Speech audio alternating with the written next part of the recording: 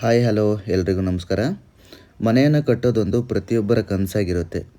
ಇಂಥ ಒಂದು ಮನೆಯನ್ನು ಕಟ್ಟಲಿಕ್ಕೆ ಬೇಕಾಗಿರುವಂಥ ಬೇಸಿಕ್ ವಾಸ್ತು ಪ್ಲ್ಯಾನನ್ನು ಹೇಗೆ ಮಾಡುವುದು ಅಂತ ಈ ವಿಡಿಯೋದಲ್ಲಿ ನೋಡೋಣ.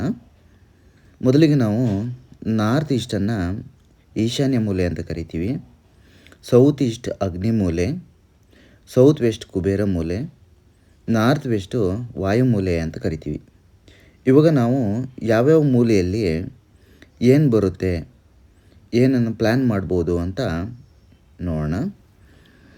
ಈಶಾನ್ಯ ಮೂಲೆಯಲ್ಲಿ puja room, study room, sump, borewell, ಹಾಗೆ ಅಗ್ನಿ ಮೂಲೆಯಲ್ಲಿ ಕಿಚನ್ನು, ಕುಬೇರ ಮೂಲೆಯಲ್ಲಿ master bedroom, wardrobes, overhead water tank, ವಾಯುಮೂಲೆಯಲ್ಲಿ ಸೆಪ್ಟಿಕ್ ಟ್ಯಾಂಕು, ಬಾತ್ರೂಮು, ಟಾಯ್ಲೆಟನ್ನು ಕೊಡ್ಬೋದು.